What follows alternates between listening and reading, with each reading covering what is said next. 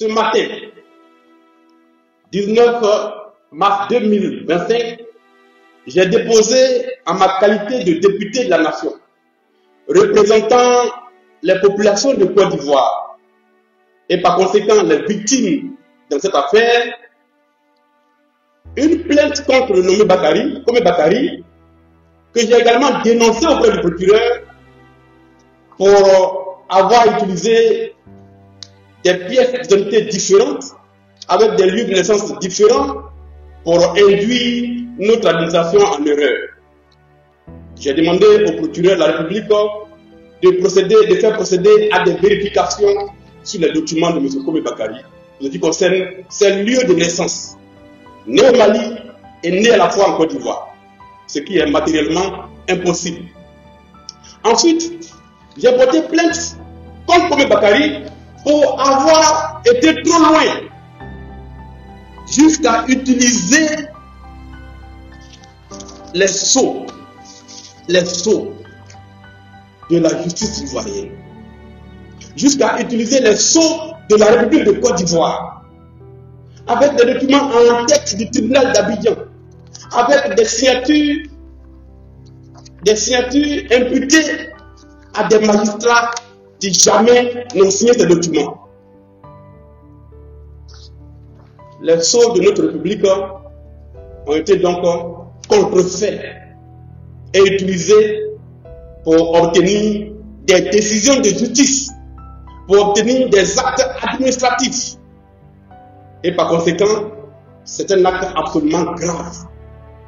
Et donc, j'ai saisi le parquet d'Abidjan à l'effet d'ouvrir une investigation pour que M. Komé Bakary s'explique sur l'industrie du faux qui lui a permis de fabriquer tous ces documents avec les armoiries de l'État de Côte d'Ivoire. La plainte a été déposée et enregistrée sur le numéro 2312 du 19 mars 2020. J'espère que notre justice, que le procureur de la République fera suivre ça auprès de la police ou de la gendarmerie pour que M. Komé Bakary nous dise quel est le tribunal de Côte d'Ivoire qui lui a délivré la procuration spéciale à partir de laquelle il a accaparé 272 lots. J'espère que M. le ministre de la Justice, M. Sosan Kambélé, qui est le gardien des sceaux de notre République, ne restera pas les bras croisés devant ce scandale immense où un seul individu a utilisé des faux documents pour troubler l'ordre social, pour commettre des victimes graves, exproprier des pères et des mères de famille, des gendarmes, des policiers, des simples citoyens de leur terre. J'appelle donc M. le ministre à instruire ses services du parquet pour que, de façon diligente, M. Komé Bakary donne les noms de tous les complices qui lui ont permis de produire tous ces faux documents avec les sceaux de la République de Côte d'Ivoire. Et j'ai agi en cela en tant que député de Côte d'Ivoire. Et avant de poursuivre, je voudrais dire ceci. Et ça concerne mon collègue Saïd Penda. Les Ivoiriens souffrent. Des individus utilisent des moyens frauduleux pour exproprier des pères et des mères de famille. Des gens qui ont économisé toute une vie pour acheter un terrain. Et les individus viennent les déposer le terrain à partir de faux. Ils pleurent, ils se lamentent, ils sont dans la détresse. Certains font des AVC. L'affaire éclate. Pendant qu'on recherche la vérité, toi, Saïd Penda, toi, tu participes à ennoblir le faux, à détourner l'attention des Ivoiriens, à blanchir le faux et à attaquer des journalistes ivoiriens qui font leur travail. À brouiller toutes les pistes. Ça s'appelle de la complicité objective, du recel de faux et de faux, blanchiment de faux et de documents administratifs, induction de l'opinion en horreur. Et je voudrais dire à mon collègue, mon confrère, d'arrêter cela. D'arrêter ces pratiques-là.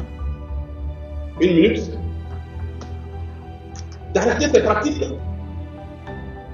Qui consistent à tromper les gens.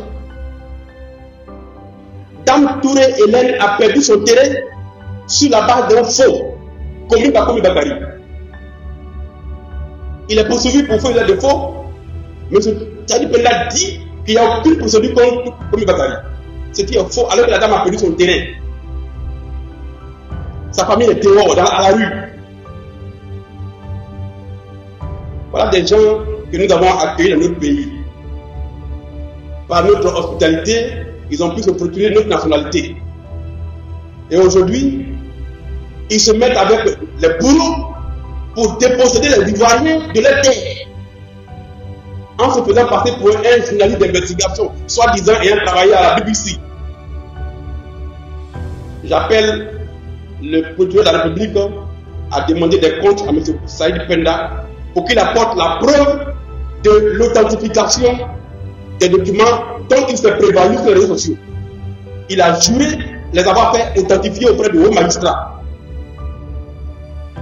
Il faut qu'on l'interpelle pour que tout ça s'arrête. Il y a trop de souffrance.